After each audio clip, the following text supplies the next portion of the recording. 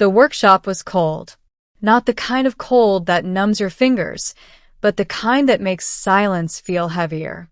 Metal hummed faintly, the scent of ozone lingering from discharged plasma rounds.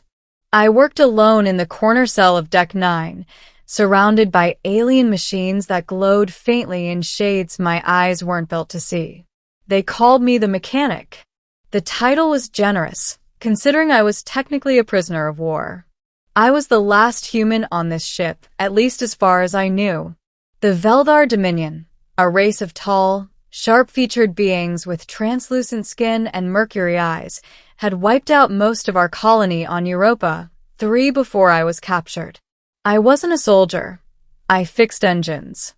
But the Veldar needed a human touch, literally. Their ships ran on hybrid tech stolen from us, and only a human could repair the interface core properly. That's why I was still breathing.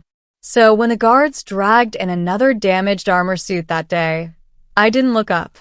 I just said, flatly, "Put it there." The guards didn't answer. They never did. But this time, there was a sound behind them, a voice that wasn't their usual harsh bark. "Don't waste time," a woman said. "I need that armor functional within the hour." I froze mid-motion. That voice was different. Calm. Measured. Commanding in a way that didn't rely on volume. When I looked up, I saw her for the first time. She wasn't like the others. Her armor was battle-scarred but regal, dark purple with lines of glowing silver. A crest shaped like a spiral sun shimmered faintly at her collar. Her face, if you could call it that, wasn't entirely alien. Her eyes glowed faintly blue, but the structure beneath her skin was almost human. She had lips, a jawline, a faint pattern of freckles that shimmered like starlight when she moved. And when she looked at me, I felt studied. "Who?" I started. "I am General Lysara Veldar." "You'll speak only when spoken to," she said curtly. "Begin your work." So I did. The armor was cracked along the thoracic conduit, the plasma filament partially fused. I reached for my tools, feeling her gaze never leave me. Her voice cut through the hum of machines again. Faster. "I have a battle briefing in 40 minutes. "Yes, ma'am," I muttered. It should have ended there. Just another repair job. Another alien giving orders. But then, my fingers brushed against the edge of her armor, right where the inner mesh was fused, and something unexpected happened. A soft tremor ran through me. Not because of fear, but memory. That same pattern of alloy. I had designed it. Years ago. Before the war. Before humans even knew the Veldar existed. Middle, the silence between orders. Hours passed in uneasy quiet. Every clang of a wrench, every hiss of plasma coolant was accompanied by her shadow standing just behind me. The Veldar didn't usually watch me work this closely. They didn't need to. But Lysara didn't trust me. I could feel it. She finally spoke again. "You worked on this technology before, Didn't you? I froze. "I worked on a lot of tech." "Don't play coy, human." Her tone sharpened. "This design predates our integration of your species systems. How could you possibly know its molecular pattern?" I didn't answer. My throat tightened. She stepped closer, the click of her boots echoing. "Speak." I took a breath. "Because I built it," I said quietly. "Or at least the human version of it. Years before your people came." Her expression changed, barely. The faintest flicker of surprise. "You created the neural filament?" she asked. "Co-created," I corrected. "We thought it was going to revolutionize adaptive armor. Make it respond to emotion, intention, reflex. But then your people arrived and stole the prototypes. We didn't even have time to..." "Enough." Her voice cracked like a whip. But when I looked up, she wasn't angry. Not really. She looked conflicted. "I see," she murmured. So the blood of this design runs through you. That phrasing chilled me. She motioned toward the armor. Continue. Quickly. I kept working, though my hands had started trembling again. The memories were too close. The labs, the flashing warnings, the screams when the Veldar ships first appeared in our skies. She noticed, of course. Her tone softened, almost imperceptibly. Why are your hands shaking? I hesitated. Because I remember what this tech did. What you used it for. War, she said simply. Slaughter, I corrected. She didn't respond. When I sealed the last panel, the armor's neural core pulsed faintly, alive. I stepped back, wiping the sweat from my brow. It's done, I said quietly. She stepped forward and placed her hand over the chest plate. The armor responded immediately, light traveling up the seams like veins waking up. She looked at me again, and for the first time, I saw something human in her eyes. You said you built this, she murmured. Then you've touched something that defines both our species. Yeah, I said. A weapon? No, she said softly. A mirror. The quiet revelation. The next day, I expected to be returned to my cell. Instead, 2 guards brought me to the upper deck, her deck. Lasara was standing beside a large star map, a sea of glowing blue orbs scattered across the holographic air. You're here because you understand the old systems, she said. And because I have questions your kind never answered. I folded my arms. What kind of questions? She gestured toward the map. Why did your people resist so fiercely, when surrender would have saved billions?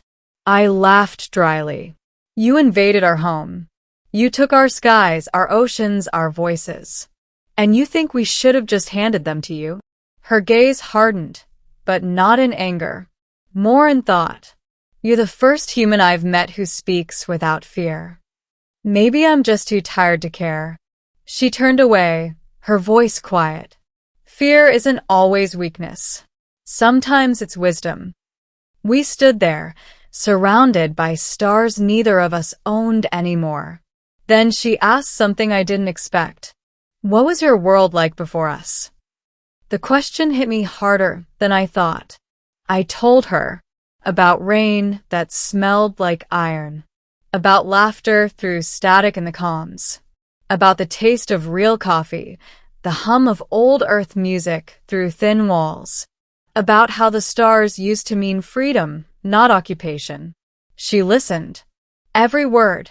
Silent. When I finally stopped, she looked down at her hands. We were told humans were savages. Primitive. Driven by emotion. Sounds familiar, I said quietly. That earned me a look, half reprimand, half respect. Perhaps we were both misled, she admitted. And then for the first time, the room didn't feel so cold. The turn, the tremor that changed everything. 3 cycles later, she brought me another suit. Hers this time. The core had cracked during a battle in the outer rings. I worked while she stood beside me, closer than ever before. Hurry, she said softly. They need me on the command bridge. I'll try. Try faster. That edge of command was back, but her tone wasn't cruel. It was strained, tired. The kind of exhaustion I'd seen in every human commander who'd lost too many people. As I worked, my fingers brushed the internal support lattice near her shoulder plate. It hummed with life, connected to her neural pattern, her pulse. And then something unexpected happened again. My hands trembled, not from fear, but because her pulse matched mine. She noticed. Why are your hands shaking again? She asked, quieter this time. I swallowed. Because I didn't expect to feel something human in there. She frowned. Human. I met her gaze. Your heartbeat. Your neural response. It syncs like ours. She was silent for a long time. Then, almost to herself, she whispered, The engineers said the new link code was human-derived, but they never told us it still carried resonance. She looked down at me then, and for the first time, I saw something raw in her expression. Guilt. Wonder. Both at once. Then, slowly, she lifted her hand. Before I could react, she placed it over mine. The gesture froze me. Her armor thrummed, light traveling up our joined hands. The core between us pulsed, blue and red intertwining. Her voice was soft now, almost trembling. When you touch this, I feel emotion. Echoes. Memories that aren't mine. I didn't move. Couldn't. What do you see? I asked. Her voice cracked. A sky with no ships. Laughter. A child's hand reaching for stars. I stared. That's Earth. Her eyes widened. Then it's true. These memories, they're not fragments of data. They're pieces of your people, woven into our war machines. I felt the world tilt beneath me. You mean every suit, every weapon, contains echoes of the ones who built them, she finished quietly. Your ghosts live in our armor.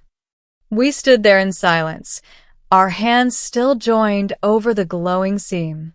She didn't give another order. She didn't tell me to hurry. Instead, she whispered, almost to herself, "Be fast, human." But why are your hands trembling? And when she felt the tremor run through my skin, she stopped speaking entirely, because she understood. It wasn't fear. It was grief. Ending what the war forgot. Later that night, I was escorted back to my cell. But Lasara didn't walk away immediately. She lingered at the door. Your people believed in something, she said quietly. You built machines not just for war, but for connection. I see that now. I looked up at her. And what will you do with that knowledge? She hesitated. Remember it. Then she turned and left. But she didn't go far. Over the next few weeks, she visited often, always under the pretense of technical evaluation, but we both knew it wasn't about the armor anymore. We talked about Earth, about the Veldar's fractured past, about what survival really meant.